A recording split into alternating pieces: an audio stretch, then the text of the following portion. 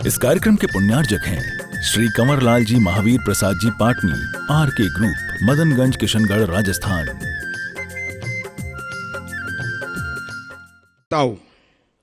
आज हम पुनः संबद्ध होने जा रहे हैं जगत पूज्य आचार्य देव विद्यासागर जी महाराज के परम प्रभावक शेख मुंडा प्रमासागर जी महाराज, जो जगत विख्यात हैं गुणायतन प्रणेता, शंका समाधान प्रवर्तक, भावना योग प्रवर्तक एवं संप्रेक्षक समण के रूप में, जिनकी सुमधुर वाणी से अपनी शंकाओं के सटीक समाधान प्राप्त करके हम अपने जीवन को नई दिशा, नई राह दे पाते हैं।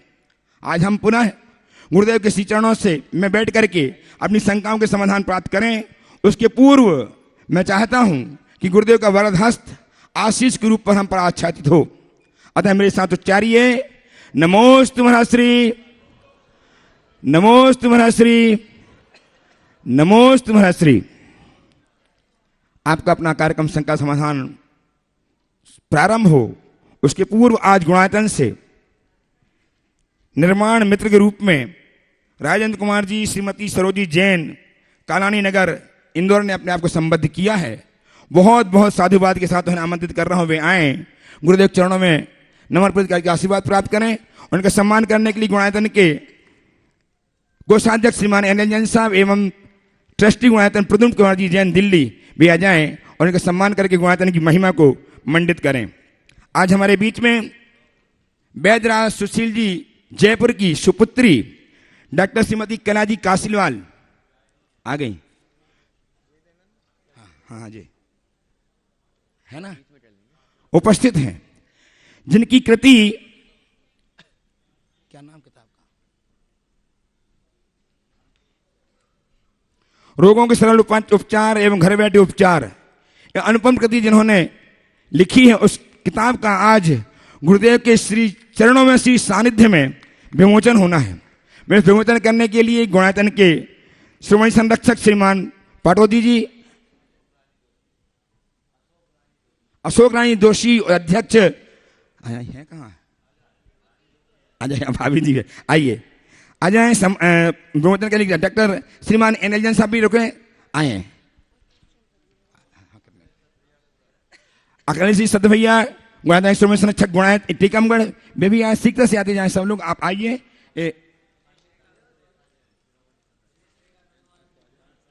दिनेश सगज गंगावार मुंबई, आइए।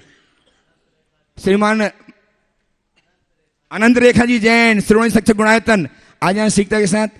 अनंत रेखा जी जैन, ये लो। विकास जी आइए, आते जाइए, आते जाइए, आप आइए।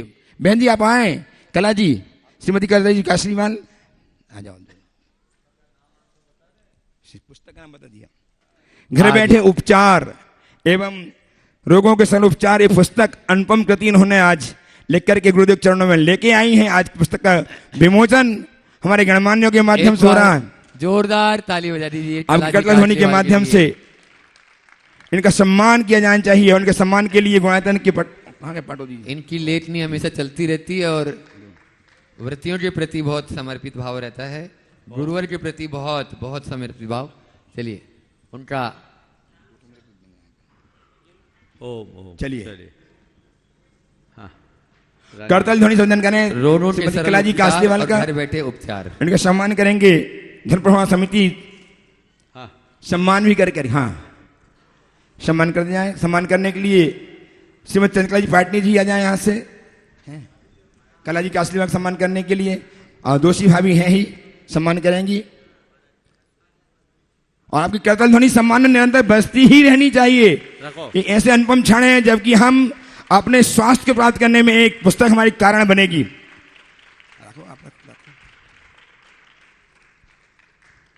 और मैं शंका समाधान के सत्र को, आज कला जी की 2 पुस्तकें आई है, एक रोगों के सरल उपचार और दूसरे घर बैठे उपचार। ये दोनों पुस्तकें घर बैठे उपचार में तो इन्होंने आपके घर की मसालदानी और घर में आने वाली साग सब्जियों के माध्यम से ही बहुत सारे रोगों के उपचार की विधि बताई है। और रोगों के सरल उपचार भी, ये दोनों पुस्तकें अमेजोन में उपलब्ध है। बहुत अच्छी पठनीय, मननीय और संग्रहणीय पुस्तकें हैं। सभी को इसका उपयोग करना चाहिए। छोटी छोटी बातों में दवाइयाँ खाने से शरीर की स्थिति और बिगड़ती है। हमें चाहिए कि इस तरह की घर में जानकारियाँ रखें और छोटे मोटे रोगों की चिकित्सा अपने खान पान के माध्यम से ही कर लें, जो हमारे लिए ज़्यादा सेहतमंद बने। बहुत सुंदर। और अब मैं कार्यक्रम को गतिशीलता प्रदान करने के लिए परम पूज्य संधान सागर जी महाराज के श्री चरणों में आपकी ओर से, अपनी ओर के सबकी ओर, सभा की ओर से नमन अर्पित करता हूँ, निवेदन करता हूँ महाराज श्री इस कार्यक्रम को गति प्रदान करें। नमोस्तु नमोस्तु नमोस्तु। बिना किसी विलंब के अपन लोग आगे चलते हैं गुरु चरणों में। और आज प्रथम प्रश्न के लिए अपने इस सत्र में हमारे ही संघ की शोभा स्वरूप सागर जी महाराज के ग्रस्त अवस्था के माता पिता, जिन्होंने बहुत ही उत्साहपूर्वक विधान में यहाँ सिद्धि चक्र विधान भी किया, ऐसे पूरे परिवार के साथ, और बेटा भी पूना से आ गए, हरीशचंद जी जैन, विमला जी जैन, विनीत जी जैन, पुणे सागर, जो डुनाइतन के ट्रस्टी भी हैं, आ जाएं और वे अपना प्रश्न करें गुरु चरणों में। आप लोग एक बार जोरदार जोरदार जोरदार तालियों के साथ उनका स्वागत अभिनंदन कर दें बंधुओं, जिस घर से वृत्ति निकले। और उसके बाद में तैयार रहेंगे सतना से अपने बीच में समकित जैन और बब्बल भैया, और शुभम जी जैन, राजवीन जैन तैयार रहेंगे सतना, दोनों ही शिरोमणि संरक्षक है। नमस्ते महाराज। नमस्ते महाराज जी, क्षमा महाराज जी। महाराज जी मेरा प्रश्न यह है कि विशुद्धि क्या है, उसे बढ़ाने के लिए क्या उपाय करें? देखिए, विशुद्धि क्या है, बहुत अच्छा सवाल। प्राय प्रयुक्त होता है संक्लेश और विशुद्धि। तो मैं अगर इसे दूसरे शब्दों में कहूँ, उज्ज्वलता किसे बोलेंगे? बोलो। उज्ज्वलता। हाँ। मलिनता के अभाव को उज्ज्वलता। तो विशुद्धि किसे कहेंगे? संक्लेश के अभाव को। और एकदम चालू शब्दों में कहें, मन का अहोभाव विशुद्धि है और मन का अहम भाव क्लेश। विकार संक्लेश है और निर्मलता का नाम विशुद्धि। नमस्ते महाराज जी। अगला श्री समकित जी जैन, बब्बल भैया, और साथ में शुभम जी जैन सतना, शिरोमणि संरक्षक। हाँ सर बोलो। और इनका एक बता दें, इस बार पूज्य महाराज श्री धीरे चरणों में यूथ, यंग यूथ को भेजेंगे। और ये देखो आप, इन लोगों ने 2 दिन में यहाँ बहुत ही लाभ लिया पूज्य महाराज श्री जी का। नमस्ते इन युवाओं के लिए एक बार जोरदार ताली बजा दीजिए, जो शिरोमणि संरक्षक और गुणायतन से संबंध है, गुरु से संबंधित है। इसके बाद में डॉक्टर सुबोध जी जैन अपने बीच में तैयार हैं अपनी टीम के साथ। नमोस्तु महाराज श्री।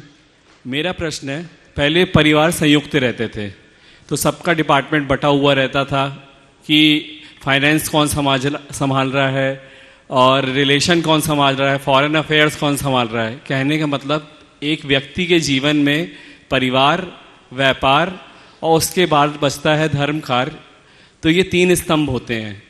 तो आज का युवा जो एक अकेले कंधे में रहता है, 1 मैन आर्मी रहता है, कि किसी भी वक्त एक हवा का झोंका है तो मालूम नहीं कहाँ संतुलन बिगड़ जाए। तो ऐसा क्या जीवन में घटित करना चाहिए कि हम ये तीनों स्तंभ या इसके अलावा और कोई स्तंभ आपकी जो नज़र में मुझसे चूक गया हो तो वो बताएं, कि जिसमें हम स्तंभ सारे नींव मजबूत करते जाएं। देखिए, पहले हम लोगों के रगों में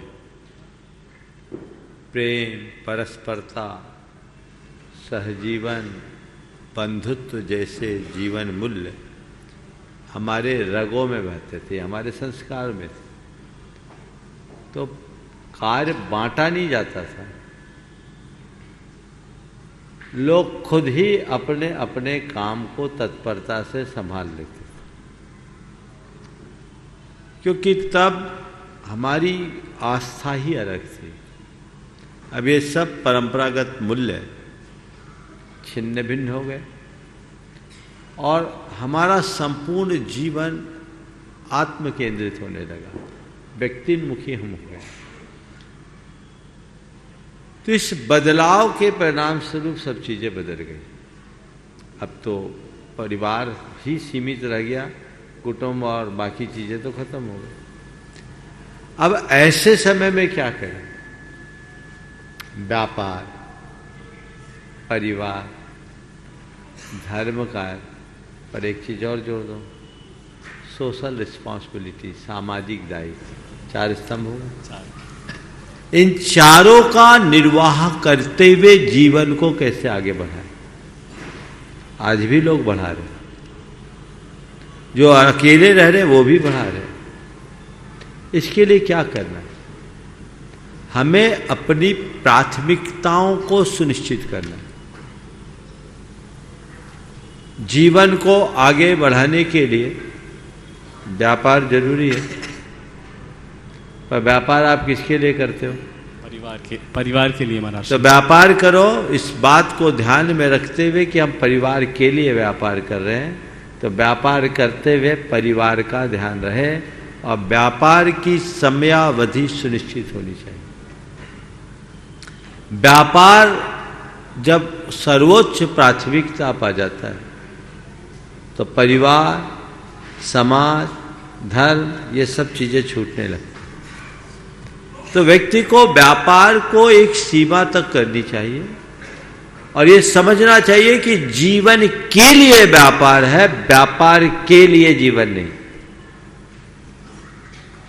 8 घंटे 10 घंटे व्यापार को दे देना पर्याप्त है, उससे ज्यादा नहीं। पर मैं देखता हूं आजकल के जितने भी प्रोफेशनल्स हैं उनकी हालत मजदूरों से भी गई बीती।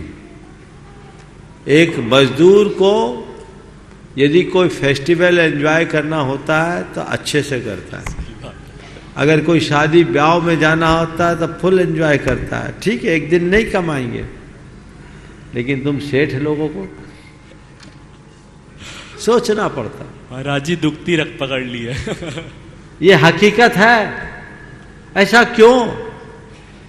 कि तुमने अपने आप को वैसा बना रखा है। दृष्टिकोण बदले तो चीजें परिवर्तित हो सकती।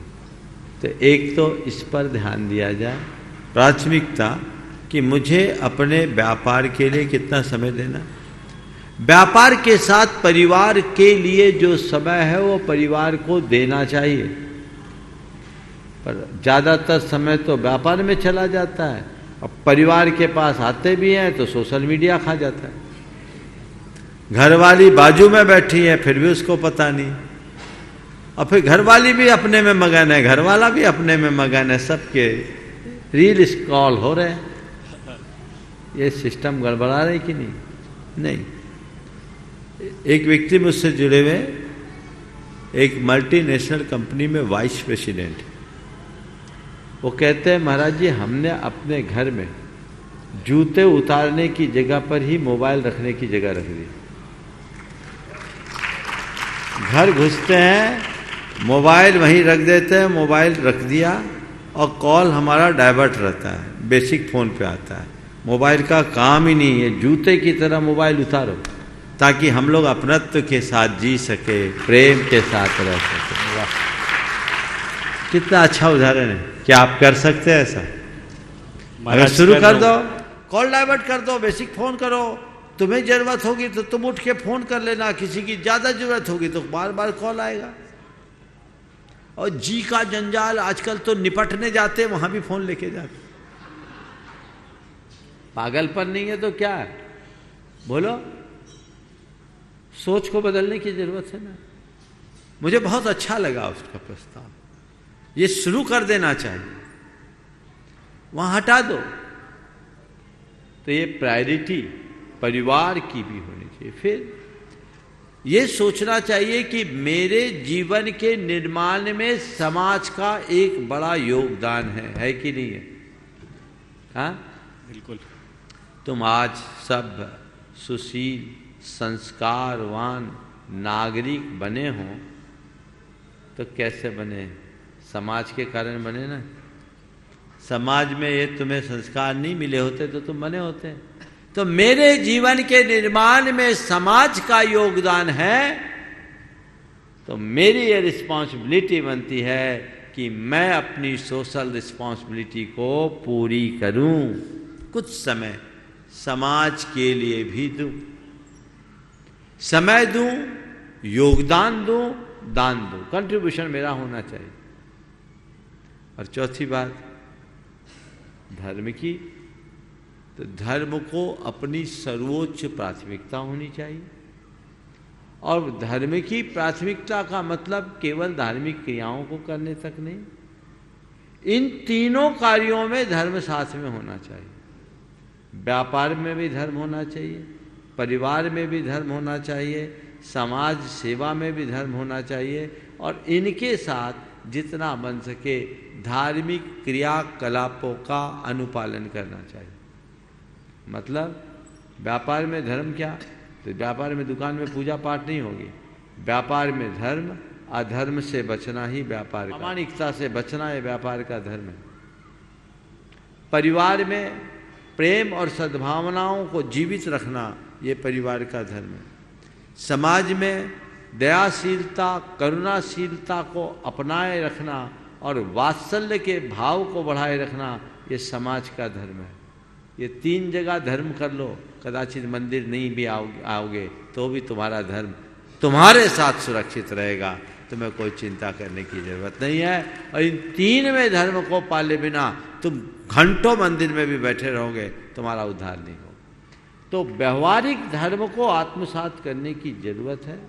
जब तक धर्म हमारे विचार और व्यवहार में प्रतिष्ठापित नहीं होता, धर्म का वांछित परिणाम नहीं मिल सकता।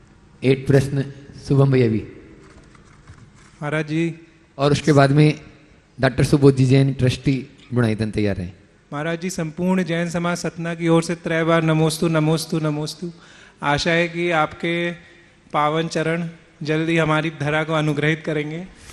मेरा प्रश्न यह है कि हम लोग जैन फिलॉसफी के अपरिग्रह के सिद्धांत से काफ़ी इंस्पायर्ड है और उसको अपनाना भी चाहते हैं, लेकिन व्यवहारिक जीवन में, भौतिकवाद में मोस्टली उसको भूल जाते हैं और कभी देखा देखी में, कभी कंपटीशन में, कभी शॉपिंग में।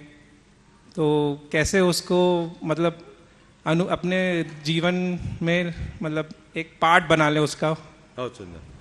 देखिए, अपरिग्रह के संदर्भ में हमें थोड़ा व्यापकता से समझने की जरूरत है। एक बार एक युवक ने एक सवाल किया कि महाराज जी, मैं जैन धर्म के सभी सिद्धांतों से बहुत प्रभावित हूँ, लेकिन अपरिग्रह के आदर्श को देखकर थोड़ा सा मन में कुछ संकोच होता है कि अगर हम लोग अपरिग्रह के आदर्श को अपना लेंगे तो हमारी ग्रोथ कैसे होगी, हम बहुत सीमित हो जाएं, और जब हमारे पास पैसा ही नहीं होगा तो हम करेंगे कैसे।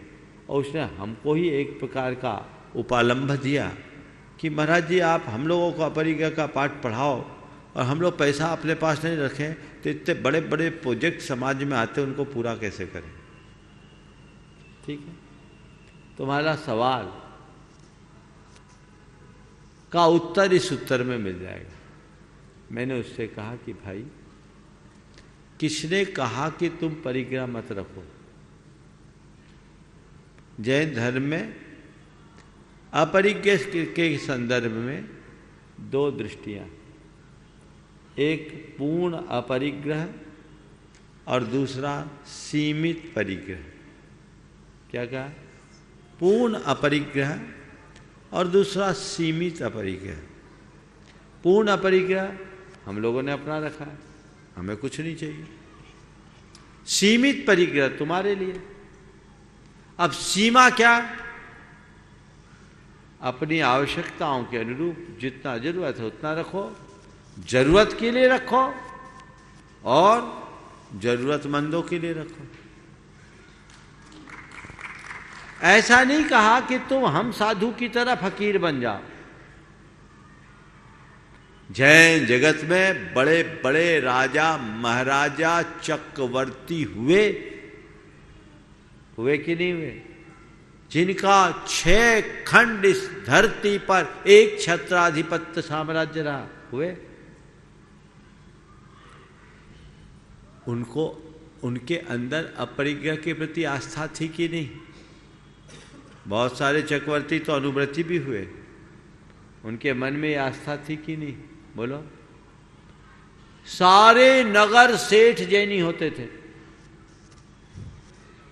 उनके अंदर अपरिग्रह की आस्था थी कि नहीं? महाराज आप लोग कहते हो कि जितना जरूरत है उतना रखो, तो इतना सब रखने की जरूरत क्या है? ध्यान रखो, एक है परिग्रह, एक है संग्रह।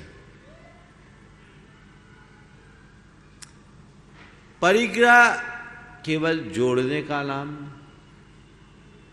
संग्रह भी सामान्य रूप से जोड़ने का नाम है। लेकिन संग्रह का उद्देश्य यदि सही हो जाए तो वो अपरिग्रह बन जाता है। एक संग्रह के लिए संग्रह, यानी जोड़ने के लिए जोड़ना, और दूसरा अनुग्रह के लिए संग्रह। संग्रह के लिए संग्रह करना हमारे जीवन को बर्बाद कर देता है, और अनुग्रह के लिए जब हम संग्रह करते हैं तो हमारे जीवन का उद्धार कर देता है। उदाहरण देता हूं, बहुत अच्छा सवाल है, इसलिए थोड़ी विस्तृत चर्चा होनी चाहिए। नदी में बांध बनाया जाता है, किस लिए बनाया जाता है? पानी को रोकने के लिए। बोलो। पानी को रोककर उसे सही जगह वक्त पर पहुंचाने के लिए बांध बना लिया, पानी रोक लिया। अगर बांध न बनाए तो पानी वेस्ट हो जाएगा। हमने बांध बनाकर पानी को रोका, लेकिन पानी रोकने के लिए, पानी को रोके रखने के लिए बांध नहीं बनाया। बांध बनाने के साथ उसमें गेट भी बनाए और उनके साथ नहरों को भी जोड़ा, और उसके माध्यम से पानी को वहां डाइवर्ट कर दिया जहां उसकी जरूरत है। तो धन को जोड़ना एक प्रकार के बांध का निर्माण करना है, और बांध बनाकर दान धर्म आदि के माध्यम से जनता का अनुग्रह करना है। तो ये सही है, लेकिन बांध बनाकर रोक के रखो तो विप्लव के लिए तैयार रहना होगा, फिर सब बर्बाद होगा, सर्वस्व नष्ट होगा, इसे कोई रोक नहीं सकता। इस समझ को अपने अंदर विकसित कर लो तो कोई कठिनाई नहीं। समझ गए? अब बात आती है तुम्हारी मूल बात की। आज कंज्यूमरिज्म का युग है। पुराने लोग पैसा कमाते थे और बचाते थे। क्या करते थे? पैसा कमा के बचाते थे, और बचाने के बाद क्या करते थे? सही जगह लगाते थे। तभी छोटे छोटे गांवों में हमने देखा 4-4, 5-5 घरों की बस्तियां और विशाल उत्तुंग जिनालय बने ना। कमाई के साधन अल्प होने के बाद भी उन्होंने लगाया, क्योंकि कमाया, बचाया और लगाया। और आज क्या कर रहे हैं? कमाया, खाया और गंवाया। बचाया कहाँ? वेस्ट है। तुमने किसी भी वस्तु का ऐड देखा, ले आए, जरूरत नहीं है तो भी ले आए। आज तुम जैसे यंगस्टर बोलो, अनावश्यक चीजों का संग्रह करने का त्याग करो, अनावश्यक व्यय से बचो, जो है आवश्यक, जितना है आवश्यक उसे बचा के चलो। बहुत सारा रास्ता प्रशस्त हो सकता है और हम अपने जीवन को सकारात्मक दिशा में आगे बढ़ा सकते। न्यूरो सर्जन डॉक्टर सुबोध जी जैन, जो डायरेक्टर भी हैं अपोलो हॉस्पिटल इंदौर, वे अपना प्रश्न रखे हैं। और उसके बाद में आज अपने बीच में विकास जी सेठी फाइन कार्टो, नमस्ते हाँ, महाराज जी, मुंबई, बोलो, शिरोमणि सरटसठ डुणाइतन, और रेखा दिनेश जी डंडवाल, शिरोमणि सरटसठ डुणाइतन। ये लोग एक प्रश्न करने के लिए बोल रहे हैं, तो एक। नमस्ते महाराज जी, नमस्ते नमस्ते महाराज जी। मेरा प्रश्न है, हम कुछ लोगों को क्यों माफ़ नहीं कर पाते, जबकि हम जानते हैं कि उनके बारे में हम सोचकर हम स्वयं को ही नुकसान पहुंचाएंगे। हम कुछ लोगों को माफ़ क्यों नहीं कर पाते, जबकि हम जानते हैं कि उनके बारे में सोचकर हम स्वयं को ही नुकसान कर पाएंगे। देखिए, ये हमारे अंदर का ईगो है ना, हमको रोकता है। अगर हमने अपने अंदर के ईगो को हटा दिया, उस पर नियंत्रण पा लिया, तो हम माफ़ करने में और माफ़ी मांगने में एक पल का भी विलम्ब नहीं कर सकते। मन को सरल बनाना जरूरी है। किसी किसी व्यक्ति विशेष के प्रति उत्पन्न होने वाला पूर्वाग्रह भी हमें ऐसे रोक देता है, इसलिए इनके प्रति हमें ध्यान रखना है। एक प्रश्न और है। विकास जी सेठी, लिस्ट लंबी है, आज एक ही कर लो तो अच्छा है। चलो पूछो। नंबर नहीं है। महाराज जी नमोस्तु नमोस्तु नमोस्तु। महाराज जी, अगर शरीर पुद्गल द्रव्य है तो आपके कहे वचनों को स्वीकार कैसे करें? देखो, शरीर पुद्गल द्रव्य है, लेकिन शरीरधारी जो है वो पुद्गल द्रव्य से जुड़ा हुआ है। तो जैसे हम अपनी करंट को पास करने के लिए वायरिंग का प्रयोग करते हैं ना, वैसे ही चेतना तक चीज़ों को पहुंचाने के लिए शरीर वायरिंग का काम करता है। महाराज जी नमोस्तु। विकास जी सेठी, मुंबई, शिरोमणि संरक्षक, और साथ में दिनेश जी रेखा जी डंडवाल, शिरोमणि संरक्षक, मुंबई। पूज्य गुरुदेव के चरणों में त्रिवार नमोस्तु। गुरुदेव, मेरा जो प्रश्न है थोड़ा व्यक्तिगत है, इन द सेंस कि मैं फाइनेंशियल कंसल्टेंसी और एडवाइजरी सर्विसेज प्रोवाइड करता हूँ। मतलब जो जितने पॉपुलर टीवी चैनल्स हैं, खास करके जी बिजनेस पे लाखों करोड़ों दर्शकों को स्टॉक पे एडवाइजरी सर्विसेज देता हूँ। तो भावना तो यही रहती है कि जो भी शेयर्स बोलूँ उसमें जो फॉलोअर्स हैं उनके फ़ायदा हो, और होता भी है। बट कभी कभार अगर किसी स्टॉक पे नुकसान होता है, भावना मेरी ये नहीं होती, तो उसमें कुछ दोष है क्या गुरुदेव? देखो, अब ये तो बिजनेस है और आप तो पहले ही डिस्क्लेमर दे देते हैं, बाकी झमेला उसका है। हम तो एडवाइजरी दिए, तो आपने दिया, आपने डिस्क्लेमर दे दिया है, तो फिर उसमें कोई ऐसी बात नहीं। लेकिन इसमें एक मैं एडवाइज आपको देता हूँ, बाकी बातों में नुकसान हो ना हो मैं नहीं कहूँगा, लेकिन लोग तो कोसते ही होंगे कि फंसा दिया, तो उनकी हाय तो बद्दुआएं मिलती होगी। और ये बात सही है, रुलाने का सब बोलता है, खिलाने का कोई नहीं बोलता। लेकिन एक बात जिस पर बहुत ध्यान रखने की, आप हर किसी कंपनी के शेयर को एडवाइज मत कीजिए। ऐसे में लेदर पोल्ट्री, मैं बोल रहा हूँ पूरी बात, आप करते होंगे, मुझे मालूम है कि नहीं करता हूँ, मैं जो मैं कह रहा हूँ वो करते होंगे, क्योंकि पवन कुमार सेठी के बेटे हो, इतना संस्कार तो होगा ही। लेकिन बस जिन कंपनियों का उत्पाद हिंसक है, यहाँ तक कि जो 5 स्टार होटल्स चलाते हैं, जो कंपनियां लिकर बनाती है, ऐसे पदार्थों का व्यापार करने वाली कंपनीज के शेयर को बढ़ावा देना, उनके द्वारा किए जाने वाले पापों में हिस्सेदार बनना है। और यदि आप पाप में हिस्सेदार बनोगे तो पाप के भागी जरूर होंगे। लिमिटेशंस होंगे, लेकिन मैं मानता हूँ बहुत सारे ऐसे ऑप्शंस हैं जिनको आप एडवाइज कर सकते हो। तो हमेशा ये प्रयास करना चाहिए कि मेरे किसी भी एडवाइस से किसी प्रकार का पाप ना हो। धन्यवाद गुरु, धन्यवाद। हाँ, आगे। हाँ, दिनेश भैया एक प्रश्न करना है और उसके बाद में तैयार रहेंगे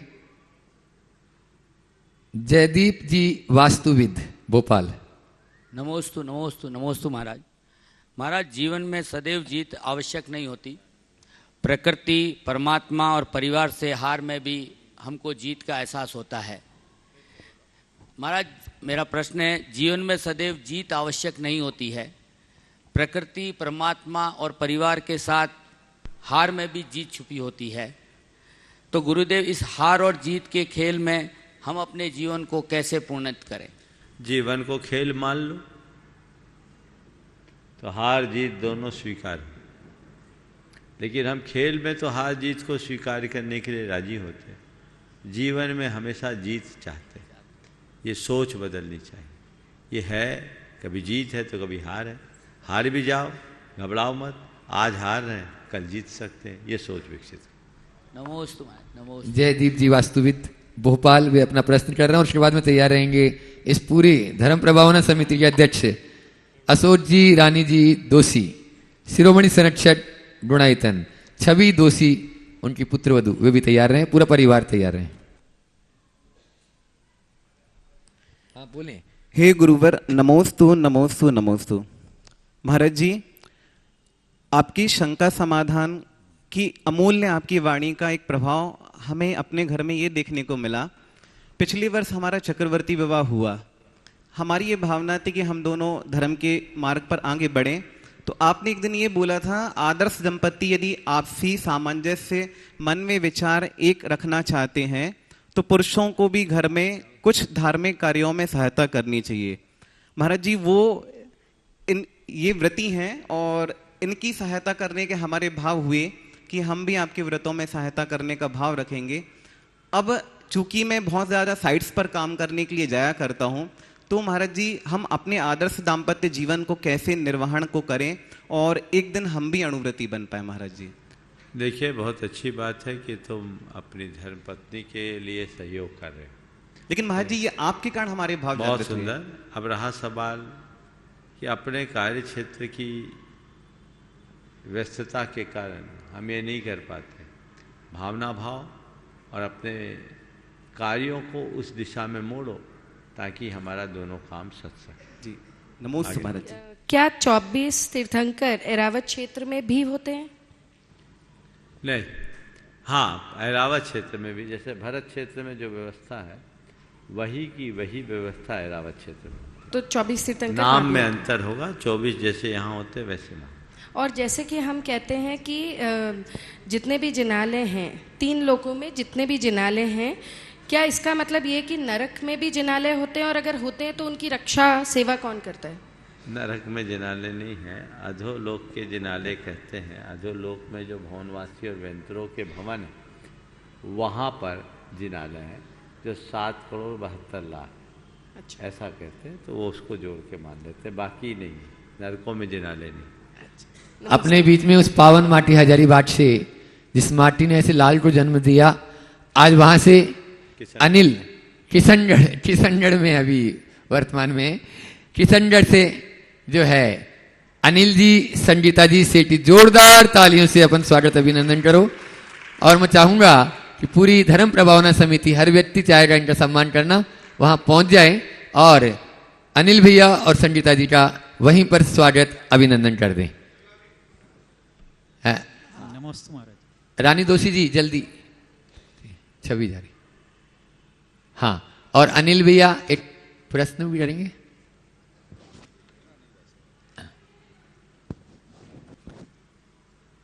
एक बार फिर से ताली बजा दीजिए।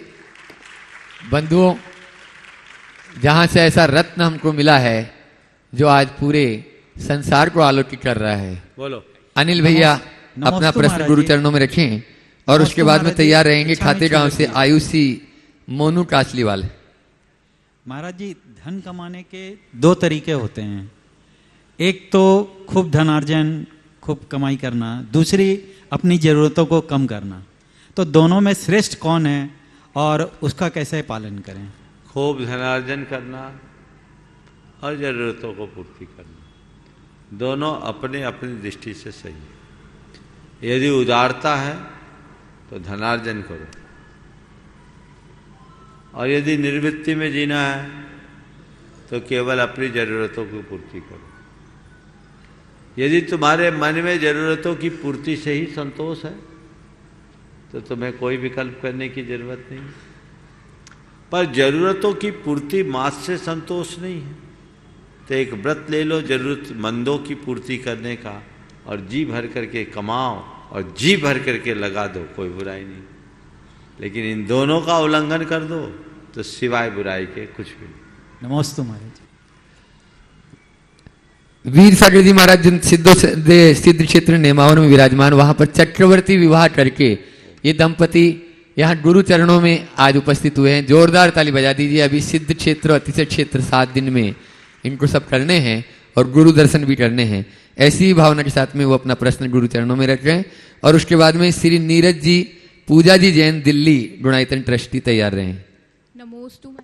नमोस्तु महाराज जी, नमोस्तु महाराज जी, नमोस्तु महाराज जी। अभी हमारा निमावर में चक्रवर्ती विवाह हुआ है और अब 7 दिन की तीर्थ यात्रा के बाद हम घर गृहस्थ जीवन में प्रवेश करने वाले।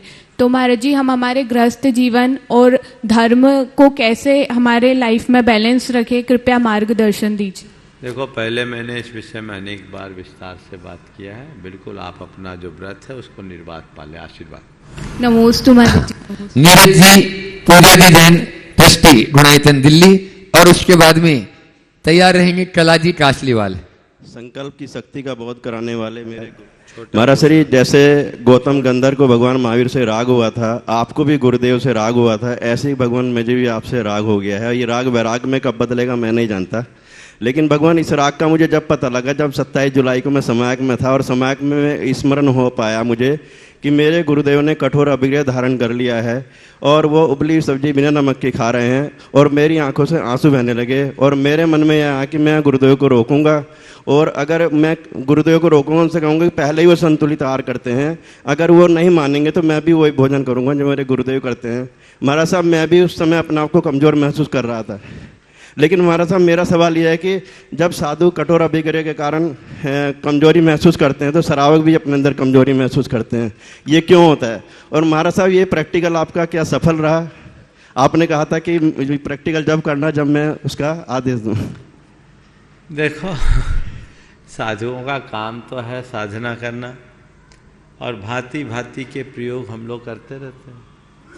पर मैं कहूँ कि मेरी होड़ तुम करो तो शायद परेशान हो जाओ, फिर तो मेरे ही जैसा बनना पड़ेगा। और जिनको लेकर आए हैं ना, उन सब का ख्याल फिर क्या कौन करेगा? आज्ञा दे तो महाराज साहब बन जाऊंगा। तो बोला, उनका ख्याल कौन करेगा? ये सोच लो। तो जो भी व्यवस्थाएं हैं आप लोगों को अपने हिसाब से करना चाहिए। लेकिन जहाँ तक मेरे अनुभव का सवाल, जो प्रक्रिया हमने अपनाई, ये मैं महसूस करता हूँ कि इससे हमारे अंदर अतिरिक्त ऊर्जा का संचार हुआ। जी महाराज साहब, समझ। मैंने अपने अनुभूति को सार्वजनिक रूप से पहले भी प्रकट किया, इसलिए बार बार मैं नहीं दोहराना चाहता। और मैं ये भी नहीं कहता कि आप इसको अपनाओ, नहीं तो कल आप हम पर ही क्लेम ठोक दोगे कि आपसे प्रेरित होकर हमने किया और हमको नुकसान हो। ऐसा नहीं होगा भगवान। नहीं, आपकी बात नहीं कर रहा। जमाना जी महाराज खतरनाक है, इसलिए डिस्क्लेमर पहले दे देना चाहिए। जी महाराज, ये डिस्क्लेमर बहुत जरूरी हो गया है। अब क्या पता किसके दिमाग में कौन सा फितूर आ जाए, इसलिए मैं तो यही कहूँगा, इस तरह की किसी भी प्रक्रिया को कोई अपनाए जी महाराज, तो किसी विशेषज्ञ से सलाह लेकर के ही अपनाएं, ताकि उनको किसी भी प्रकार का दुष्परिणाम ना आए, दुष्प्रभाव से बचे। मेरे लिए तो आप ही विशेष है महाराज। ओम धन्यवाद। अपने बीच में आज सुशील जी वैद्य जी, जिन्होंने आरोग्य विहार की स्थापना की, और उस आरोग्य भारती और उस आरोग्य भारती से आज डॉक्टर कलाजी काशलीवाल अपने पूरी टीम के साथ में यहाँ उपस्थित है, जिनकी अभी 2 पुस्तकों का भी यहाँ विमोचन भी बहुत ही अच्छे से हुआ। वे अपना एक प्रश्न गुरु चरणों में रखना चाह रही हैं, और उसके बाद में तैयार रहेंगे NL जैन साहब, गुणायतन। चले गए त्रैवार गुरुदेव को नमोस्तु नमोस्तु नमोस्तु। गुरुदेव, मेरा ये प्रश्न है कि आज आधुनिक समय में क्या हम इतने आधुनिक हो गए कि हमारे सामाजिक जो कार्य हम करते हैं और उसमें उसके बाद स्वल्पाहार रखते हैं या अल्प भोजन रखते हैं, तो उसमें अष्टानिका जैसे पर्व के अंदर भी, शादी विवाह में, सब में क्या लहसुन प्याज बनाना बहुत ज़रूरी है? कि जो लोग लहसुन प्याज नहीं खाते वो लोग वहाँ जाके काउंटर से वापस चले जाते हैं कि हमको इस जगह खाना नहीं खाना। मैं तो लोगों से एक सलाह देना चाहूँगा कि आज 5 सितारा होटलों में भी जैन फूड अलग से मिलता है। एयर सर्विसेज में भी जैन फूड की व्यवस्था है। और हमने सुना है रेलवे में भी कुछ सुविधाएं आ गई। सब जगह जब ये सुविधाएं हैं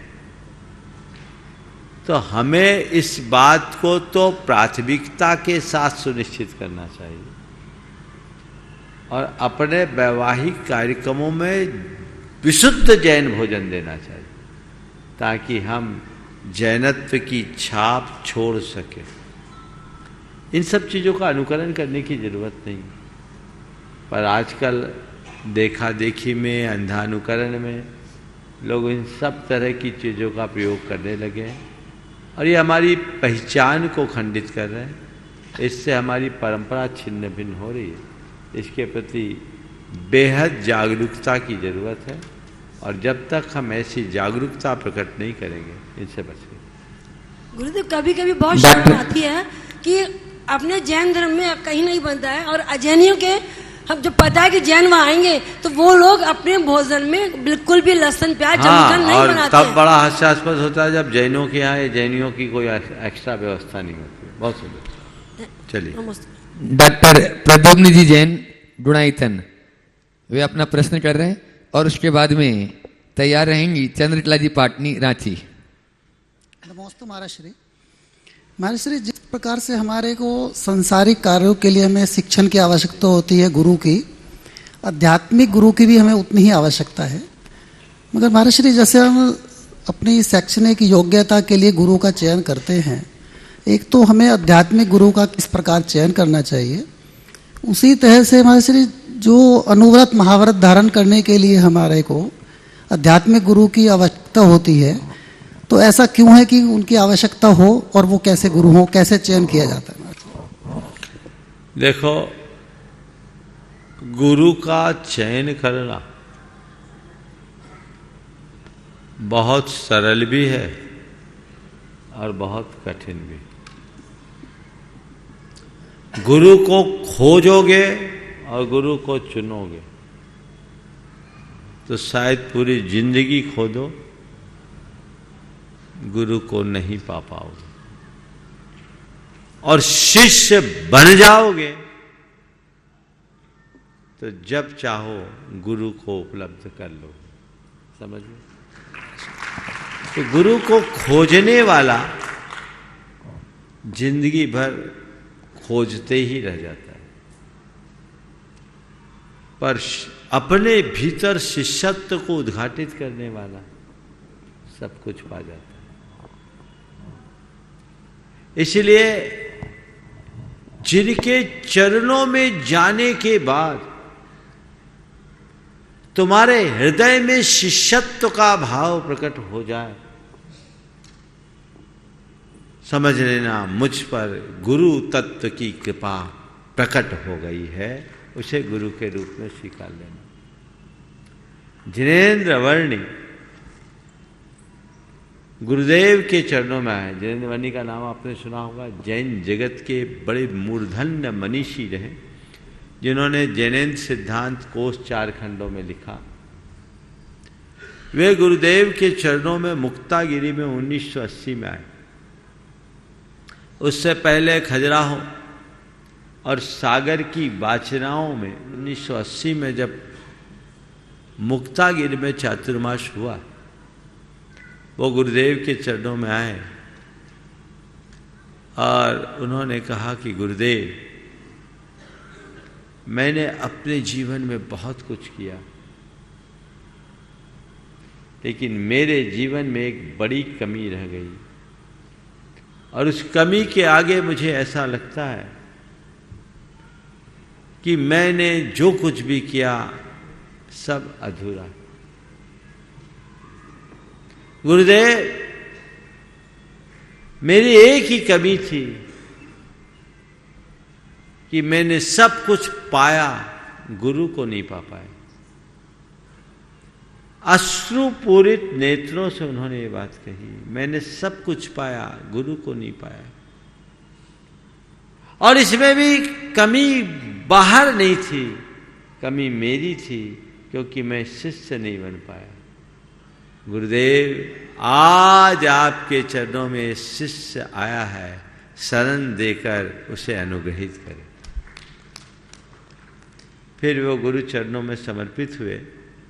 गुरुदेव से उनने साधना ली और 1983 में ईसरी में उनकी उत्तम संलेखना हुई। तो अंदर शिष्य भाव जगना चाहिए। और फिर एक बार जिससे हमने नाता जोड़ दिया, फिर इधर उधर झांकना नहीं चाहिए। स्थूल रूप से क्योंकि हम गुरु को अपना एक आध्यात्मिक मार्गदर्शक के रूप में स्वीकार करते हैं, तो जिनके अंदर आध्यात्मिकता दिखे उनके शरणागत हो जाए और जीवन का पथ प्रशस्त करें। नमोस्तु महाराज। चंद्रकला जी पाटनी रांची और उसके बाद में ब्रह्मचारिणी अनीता दीदी तैयार रहेंगी साधना और साथ में ब्रह्मचारिणी साधना दीदी भी। मेरी तरफ से जगत के सब्जियों की तरफ से मुनिराजों के चरणों इनके में साथ में सटकुंड दीदी भी सटकुंड दीदी भी। और छुल्लक जी महाराज के चरणों में इच्छा में। महाराज श्री ऐसे रिद्धिधारी मुनिराज होते हैं कि वो कहते हैं कि मर जाओ तो मर जाए और जी जाओ तो जी जाए। लेकिन एक तरफ कहा जाता है कि आयु कर्म है तो जिनेंद्र भगवान भी कुछ नहीं कर सकते, और अगर आयु कर्म खत्म हो गई तो भी जिनेंद्र भगवान कुछ नहीं कर सकते। तो फिर ये दोनों बात क्यों? बहुत अच्छा सवाल। आयु कर्म हो तो जिनेंद्र भगवान भी कुछ नहीं कर सकते, और आयु कर्म न हो तो भी जिनेंद्र भगवान कुछ नहीं कर सकते। ये जिनेंद्र भगवान का ही वचन है, इसमें कोई संशय नहीं। और आपने जो कहा वो भी संभव है, ये भी भगवान का ही वचन है, इसमें भी कोई संशय नहीं। परस्पर विरोधाभास कैसे? विरोधाभास नहीं। वहां मर जा तो कब मरेगा? जब आयु का क्षय होगा तब। और जीते रहो तब कब तक जिएगा? जब तक आयु का सद्भाव होगा तब। तो आयु के क्षय से ही मरेगा, आयु के सद्भाव में ही जिएगा, ये तो अकाट्य नियम है। अब आयु कर्म का क्षय समय पर भी हो सकता है, असमय में भी हो सकता है। कोई किसी की गर्दन पर तलवार चला दे, गर्दन कटकर अलग हो जाए तो मरेगा कि नहीं मरेगा? बोलो। मरेगा। कब मरेगा? जब उसकी आयु का क्षय होगा। अब ये आयु का क्षय असमय में हुआ तो जैसे शस्त्र का आघात अकाल मरण का कारण बनता है, वैसे ही वचनों का आघात भी अकाल मरण का कारण बन जाएगा। पर ऐसा कब होगा? जब उस जीव की वैसी होनहार होगी।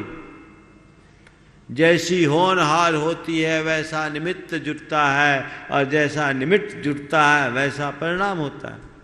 ऐसे कोई मुनिराज ऐसा किसी को नहीं बोलते मर जा, लेकिन यदि कहेंगे भी तो तब जब उसकी वैसी होनहार होगी।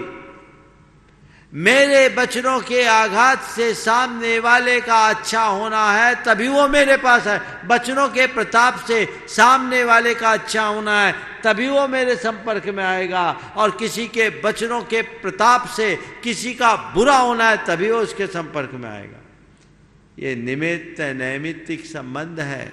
कथन में आता है कि उसके कहने से ऐसा हो गया, उसके कहने से ऐसा हो गया, ये सब व्यवहार की बातें। यथार्थ में ना कोई करता है ना कोई कर्म है। समझ गए?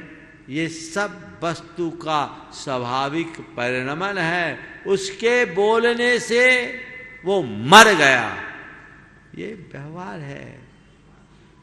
उसके कहने से वो बच गया, ये व्यवहार है। वो केवल निमित्त बना है, जो होना था वही हुआ, ये सच है। ब्रह्मचारिणी अनीता दीदी और ब्रह्मचारिणी साधना दीदी।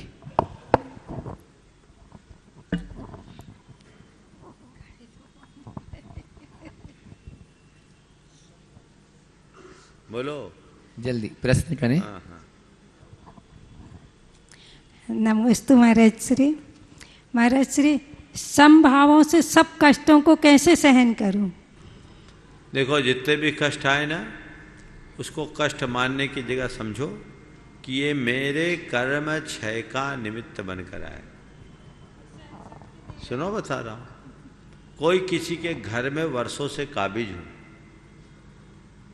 भले वो किराएदार था, कब्जा जमा है, अब उसको खाली कराओ तो ऐसे सामान्य रूप से वो खाली करके नहीं जाता। खाली करते करते वो घर के सारे फर्नीचरों को उखाड़ पखाड़ करके जाता है ना, छेड़छाड़ करके जाएगा, वो उसका स्वभाव है। लेकिन मकान मालिक उन सब चीज़ों को दिमाग में नहीं लेता, वो सोचता अच्छा हुआ पिंड छूटा। तो जन्मों से जड़ जमाए हुए, कब्जा जमाए हुए कर्म जब जाने को होते हैं ना, तो वो ऐसे नहीं जाते, थोड़ी उखाड़ पछाड़ करके जाते हैं, जो कष्ट के रूप में प्रकट होता है। तो जब ऐसा होने लगे तो सोचो अच्छा है, पिंड छूटा, कर्म कटा, जाने दो, अंदर क्षमता बढ़ाओ। एक दूसरा, भावना योग करो और ये सोचो ये पीड़ा शरीर में है, मुझ में नहीं। न में व्याधि कुतो व्यथा, याद किया है कि नहीं? तो उसको कब अपनाओगे? भेद विज्ञान का स्मरण और चिंतन हमारी सहनशीलता को बढ़ावा देता है। और ये बात बिल्कुल अनुभव सत्य है कि अपने कष्ट को तो स्वयं को ही भोगना पड़ता है। तो जब कष्ट को भोगना, हंसकर भोगो तब भोगना है, दोनों स्थितियों में जब भोगना ही है तो क्यों न सहज स्वीकार करके भोग लो। ठीक है, उपाय क्या है? इतना सा संतोष मन में आ जाए और थोड़ी सी समझ जग जाए तो सारी आकुलता और व्यथा दूर हो जाए।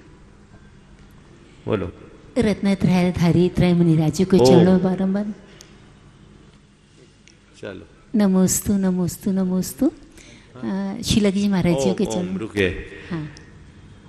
बंधुओं, आगामी 2 तारीख से 7 तारीख तक यहाँ पंचकल्याण का कार्यक्रम है और वो कल करेंगे। हाँ बोलिए, सवाल करिए। क्या हो गया, हम बाद में बताएंगे। हाँ महाराज जी, ऐसा कहते हैं कि जहाँ पर हक होता है वहाँ कोई शक नहीं होती, और जहाँ शक होती है वहाँ कोई हक मतलब अधिकार, वहाँ कोई, जहाँ शक होती वहाँ हक नहीं होता, और जहाँ हक होता वहाँ शक नहीं होती।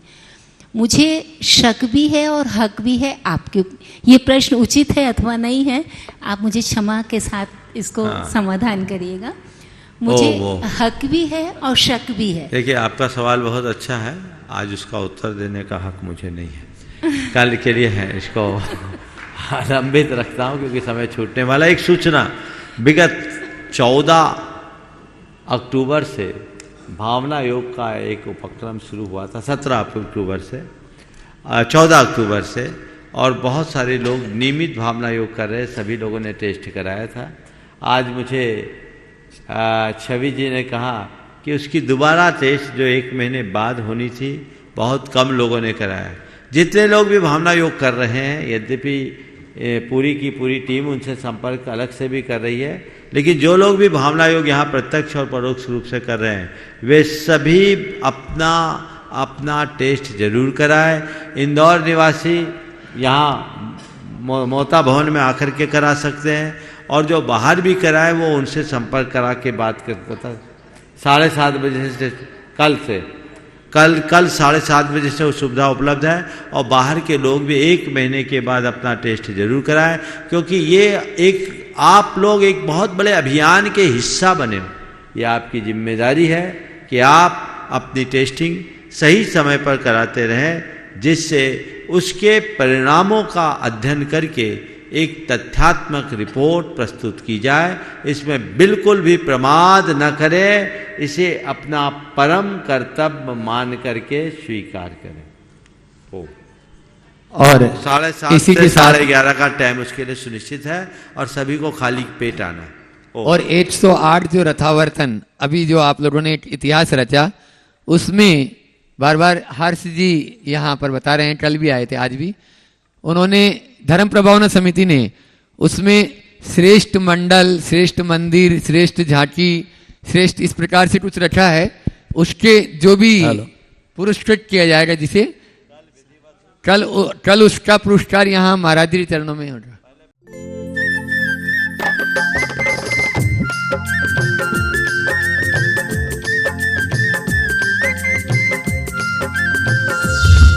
इस कार्यक्रम के पुण्यार्जक हैं श्री कंवरलाल जी महावीर प्रसाद जी पाटनी, आर के ग्रुप, मदनगंज, किशनगढ़, राजस्थान।